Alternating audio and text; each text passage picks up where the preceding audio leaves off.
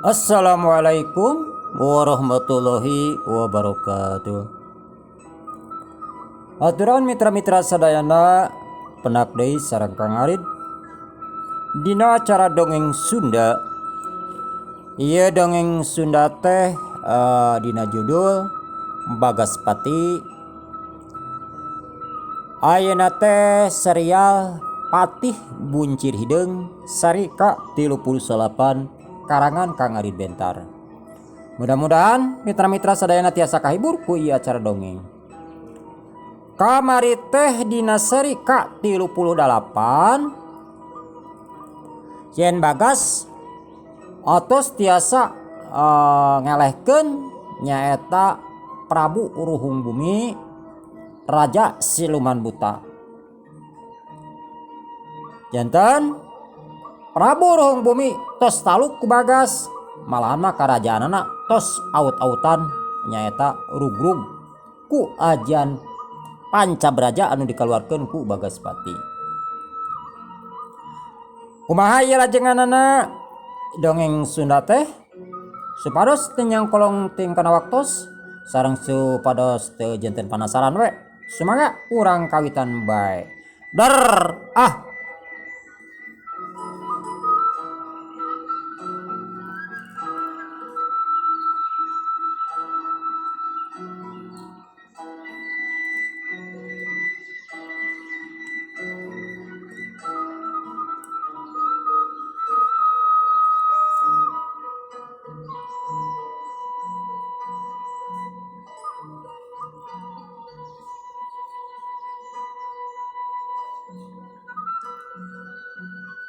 Oh, manusia, kaula janji rek mikeun budak si kaco. Wah, jang kaula janji warek ngaganggu deui ka si kaco. Kaula janji ti mimiti ayeuna jang kaula moal ganggu deui ka kulawargana si kaco. Sabab kaula tadina oge matak ngawa anakna, sabab manehna aya janji jeung kaula. Manehna benta kabegaran ka kaula, ya ku kaula dibere. Asal manehna mere sebat tumbal nyaeta sataun sakali. Tapi manehna inggar janji isuk jeung sore, ya ku kaula teh dicopot we anakna. Tah kitu manusia, tapi ti mimiti ayeuna mah geus kaula geus hubungan jeung ngaran si Kacong. Kitu cek Prabu Ruhung Bumi. Cek pamikir Prabu Ruhung Bumi teu sanggup kudu nying hareupan ieu jalma nyaeta Bagas. Karek ku sakitu ge nagarana hancur, karatona hancur, rahayatna ge raruksak. Pan ieu teh geus sidik. Karaton kudu dibangun deui ku manehanana. Geus yakin kudu ngaluarkeun deui anggaran. Sok sanajan siluman loba harta, loba banda, anggar we loba harta, loba banda ge kudu ngaluarkeun biaya. Cek pikir Prabu Ruhung Bumi teu sanggup kudu nying hareupan ieu jalma. Cacak-cacak karek hiji, komo lamun datang dua atawa tilu. Sigana lamun dituluykeun mah ku Bagas, wah bisa dempes eta nagara siluman.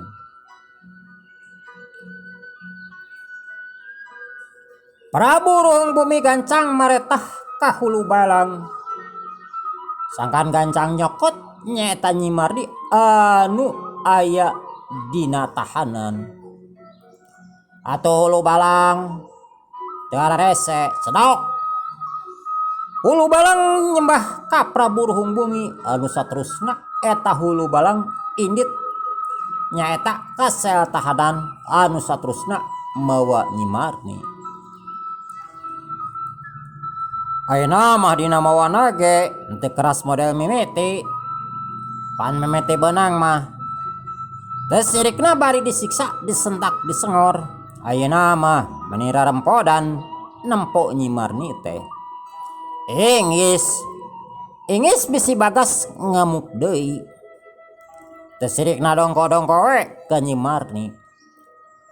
Atuh Nyi Marni teh rada ngahulang, tapi Nyi Marni teu loba pikiran. Da tadi ge basa aya sora angin jeung sora anu cing balaledag Nyi Marni ngadengieun. Tapi Nyi Marni teu hayang loba omong, anu penting mah gancang indit eta tempat. Nah Nyi Marni masih tanda tanya dina pikiran, naha sababna manehna dibebaskeun. Anu saterusna Nyi Marni indit eta tempat dituturkeun ku hulu balang. Srog hulu balang ngesempi ka hareupeun Prabu Ruhung Bumi. Cedok hulu balang nyembah. Atuh Nyi Marni gancang dibikeun ku Prabu Ruhung Bumi. Nyi Marni gura-giru nyamperkeun ka Bagas. Pok Prabu Ruhung Bumi nyarita. Manusia, dah iya anak si kacang ku kaula geus dibikeun. Wayahna cigrain ti dieu pragramian. Ulah lila-lila di dieu manusia. Kita cek Prabu Ruhung Bumi. Laina naon? Cek pamikirna Prabu Ruhung Bumi, lamun ieu manusia cicing wae di dieu bisa ngabahayakeun. Ngabahayakeun ka nagara jeung ka rahayatna. Paur bisi Bagas robah pikiran. Wah, lamun berubah pikiran cilaka. Hari-hari Nyi Marni anu geus lepas tina kungkungan nyata siluman buta anu geus soak ti samemehna. Lamun cek budak mah meureun geus tengar kalongeun Nyi Marni teh. Anu untung Nyi Marni kaasup dewasa. Atuh ningali Bagas teh maneh atoheun, cek pamikir Nyi Marni pasti ieu bangsa manusia. Dadina dedeganana beda. Jeung anu aya makhluk di darinya jeung sarua wujudna atawa dedeganana jeung manehna. Mungah lain di kieu na Nyi Marni. Asa bebas tina hukuman, asa disambung nyawa ku ieu jalma bari jeung kan Nyi Marni can apaleun saha ieu anu nulungan manehanana. Pok Nyi Marni nyarita. Akang, nuhun tos nyalametkeun abdi tina kungkungan ieu makhluk anu pikasieun. Kitu cek Nyi Marni. Bari nyekelan leungeun Bagas sieun dicokot deui ku makhluk anu pikasieun. Da Nyi Marni teh apaleun ieu teh makhluk naon. Teu nyahoan yen eta teh nyaeta siluman buta anu salilana ieu dipohit dipuja kunu jadi bapana.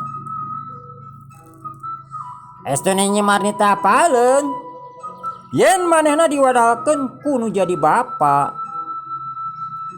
Apaleun teh manehna keur sarewe dibawa ka dinya.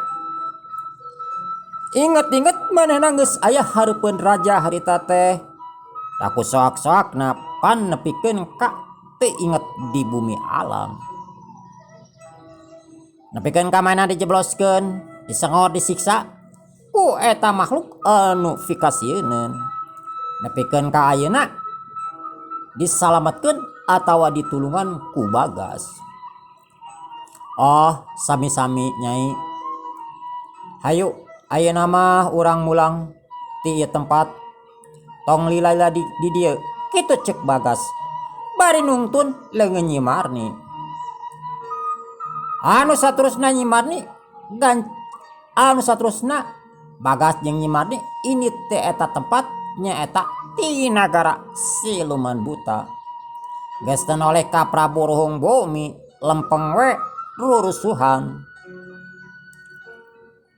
Atuh Prabu Ruhung Bumi ge meuni atoheun ningali eta bangsa manusia nyaeta Bagas geus ini tidinya. Emplong lain di kieuna cek pamikir Prabu Ruhung Bumi keun lah ari masah karaton mah bisa dijieun deui bisa diomean deui. Eta anu paur teh bisi eta manusia cek pikiran Prabu Ruhung Bumi ngamuk atawa ngadat deui. Untung cek pamikir Prabu Ruhung Bumi yen budak anu tilu nyaeta budak Namang Acung teh dipenta. Lamun dipenta mah pasti Siluman Buta bisa rugi. Teuing ingeteun teuing kumaha. Anu puguh mah Bagas mah fokus ka Nyi Marni. Atena mah gagebagan. Sieun isuk pageto eta jalma datang deui. Tapi cek pamikir Prabu Ruhung Bumi engke we lah cenah ngatur mah gampang. Anu penting mah dina wanci ayeuna atawa dina poe ayeuna ieu nagara jeung rahayat bisa kasalametkeun. Keun cenah lamun perlu mah bodak Mangacung rek dibalik-balikeun deui kitu cek pamikirna. Sabab lamun datang deui ka dinya Bagas wah sigana ngamukna bakal leuwih ti kieu.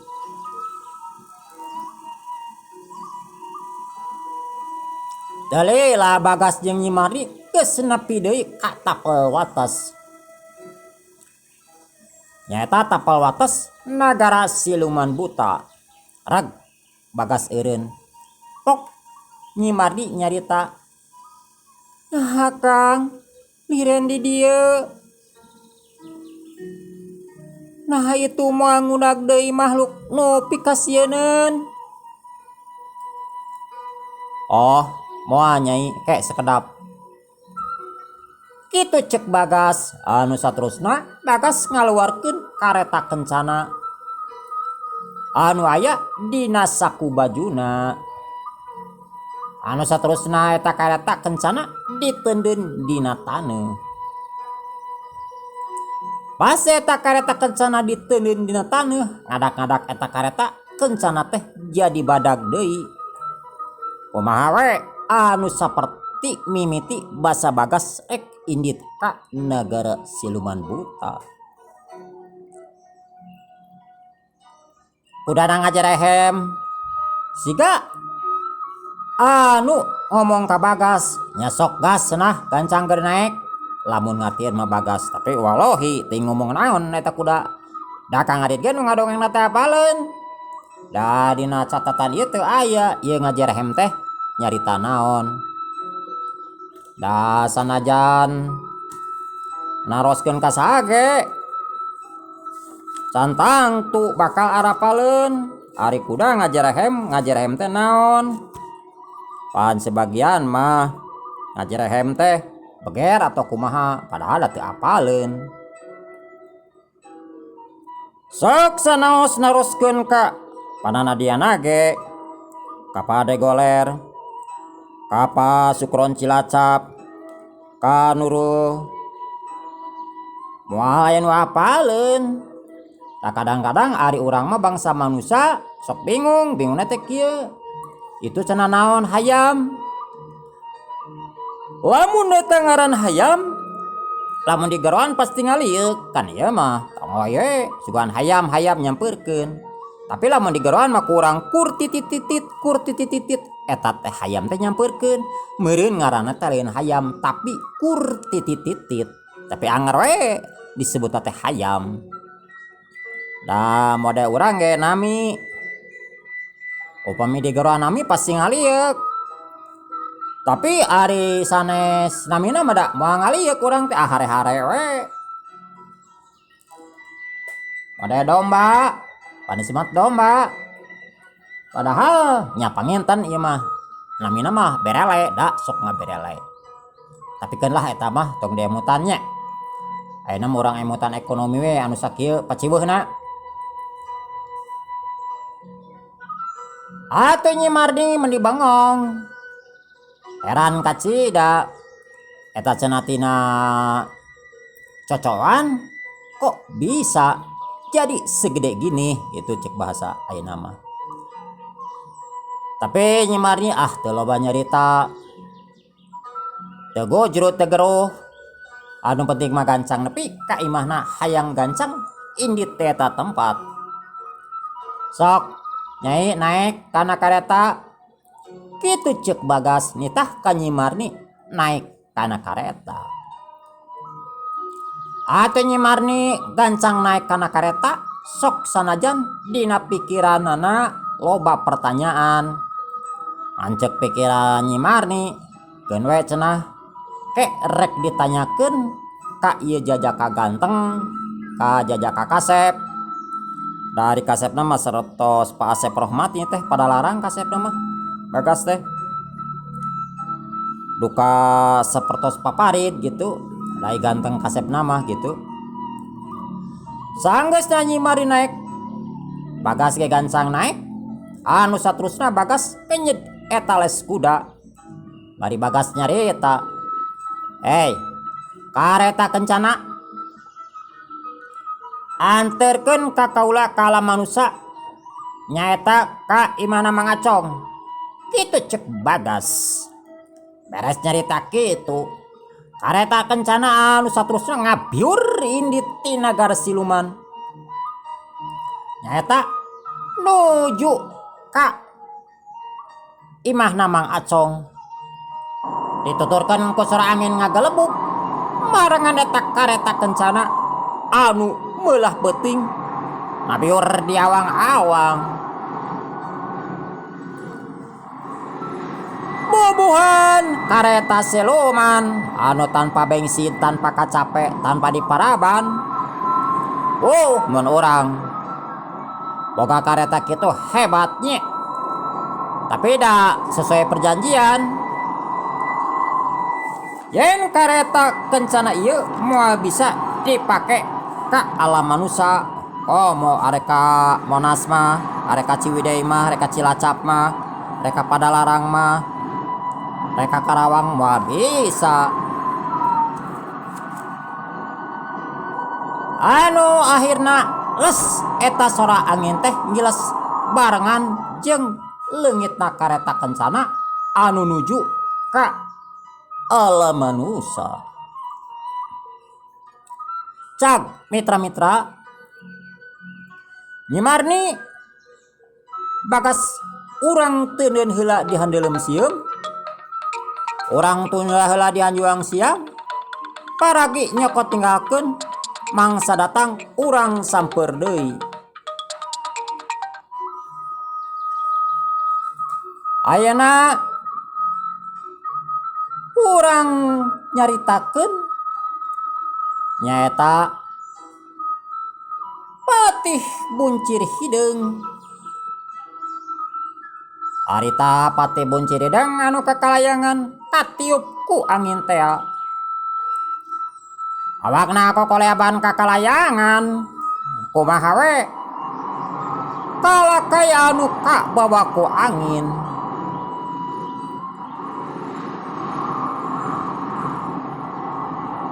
Awak gede bari hideung. Lamun nempo we beureun teu lumpat teu soak. Rek teu soak kumaha atuh? ningali awak bosogot kuku para ranjang anon bolotot sirah semu botak kakalayangan di Mega Malang piraku teu kudu lalumpatan mah.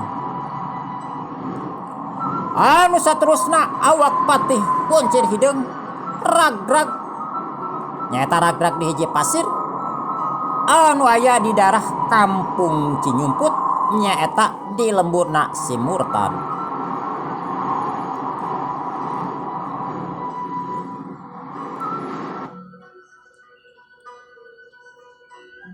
Ari pasir teh mitra-mitra kapungkur mah nyata pasir teh kumaha puncrut lah mun urang mah nya gunung anakna. Ragrag pisan di lemburna si Murtad.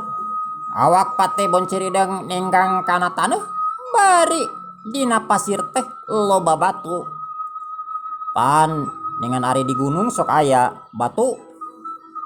Aya batu galalde kumaha duka tahnya mitra-mitra duka kumaha sejarahna siga nama kapungkurna tilas leuweung atau napi kumaha ngan sok ninggal Kang Arid ge lamun di kebon atau di mana sok parentul batu taeta ge di pasir ge aya batu anu parentul cukup luhur atuh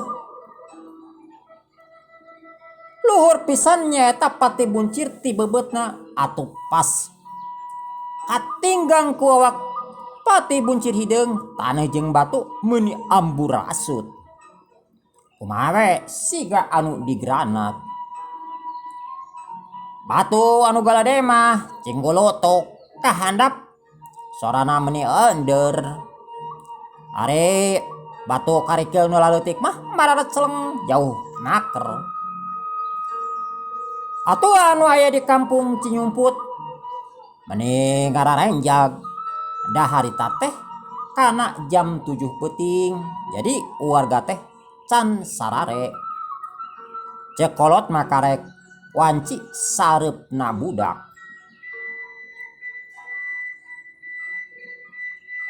imah warga cing arieg kumaha we siga anu di kibegen atawa diendeukeun ku lini anu kacida gedena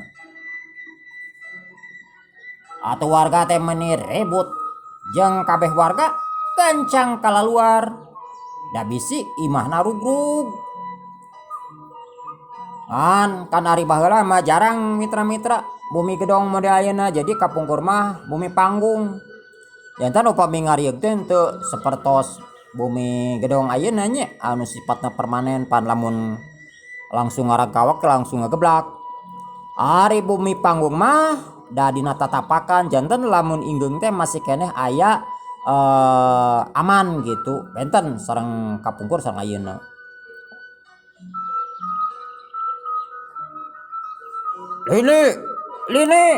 lini batur aya lini tulung lini atuh gancang kalaluar sabab aya sora anu ngagorok lini-linian eta warga ngabejaan ka warga anu sajena atuh kaayaan teh jadi kacau aya nu lumpat ka ditu lumpat ka dieu aya nu ruah riwih bari gegerewekan aya oge anu bari ngelek budak lamun dikelek cangkengna ieu mah dikelek pas beheungna atuh budak teh kokoceakan disangkana ku eno mah kokoceakan teh sieun kulini padahal eungap dipangkek ku indungna sadar teh pas budakna ngegel kana pigelang leungeun indungna kakara sadar aya deui anu ngahaja ka kandang domba eta domba dikencar-kencarkeun da bisi kandangna cenah rubuh lamun rubuh pasti bakal ningang kana domba sape me kabeh dikaluar-luarkeun dikencar-kencarkeun pogoe atuh domba ge lain domba saeutik da baheula mah rata-rata hiji imah sok ngukut domba hayam entok mah soang geus aneh we jaman baheula mah di kampung pancek pamikirna lumayan lamun sakalian butuh atawa sakalian kadaseken. Padahal mah ari kandang domba mah ada moal da leutik jeung pendek. Yang baheula mah nyeun kandang domba teh model ayeuna pon di hade-hade. Ayeuna mah disugu digenah-genah, baheula mah cukup ku tanggal selong, tangkal nangka, jengjen. Kadang-kadang dipaku, kadang-kadang di talian, da baheula mah jarang keneh paku, lobana mah dipaseukeun. Jadi lamun kitu mah dijieun pupurus, mitra-mitra pupurusnya diadu maniskeun. Atuh warga teh jadi pabaliut. Pabaliut nyata jeung domba, jeung me, jeung sapi.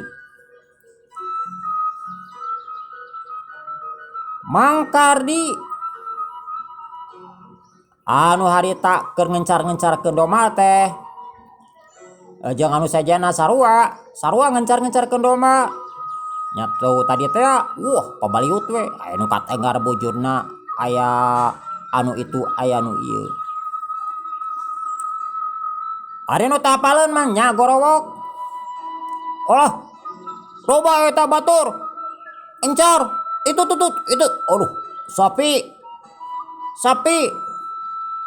Nya itu domba. Cik, asup-asup deui, bisi ka mana kaburna. Kitu cek si Aki jeung suara si Mang anu hiji deui. Sangkaanana mah domba, sapi jeung me teh kalabur. Padahal mah dikencar-kencarkeun ku nu bogana. Atuh si Mang jeung si Aki jeung nu sajen dibantuan ku nu sajana eta domba teh ditewakan deui. Anu saterusna domba teh diasupkeun deui ka kandangna. Atuh pabaliut nu ngencar-ngencarkeun, nu ngasupkeun. Pokona mah di kampung Cisumput riweuh lain di kieuna. Padahal ari inggeungan lini mah da geus eueuh tadi ge. Pas inggeung teh basa pas patih buncir hideung teh bebeut sakitu tarikna. Aya nu mau boboko, aya nu mawa ancun dipanggul sika norek ngarit we. Aya nu nyokot arit bakat ku gempeur-gempeurna. Aya nu weuleuh wah. Geus rupa-rupa kajadian di kampung Cinyumput. Da kakara atuh aya kajadian kitu model ini kitu. Aya deui anu geh-geran mah pikaseureun. Mana nyebutkeun tulung, manana tulung. Batur nyebut au, manehna nyebut au. Kitu ari jalma geh-geran mah.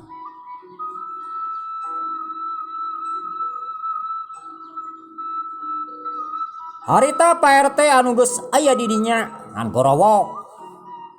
Pak RT ngagorowok, sorana tarik. Nyaeta nandingan anu riweuh lamun teu kitu moal kadengeun cenah.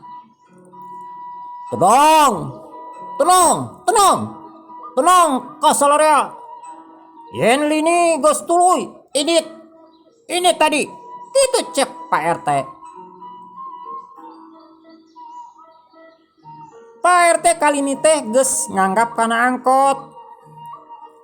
Sangkaanana mah cenah lini teh angkot anu bisa ngetem tuluy indit.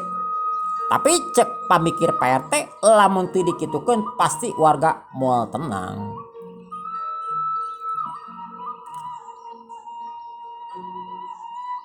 Atuh kabehanana anu tadina balawiri cing baliur reg ngadak-ngadak caricing. Pok salah sahiji warga nyarita, aduh,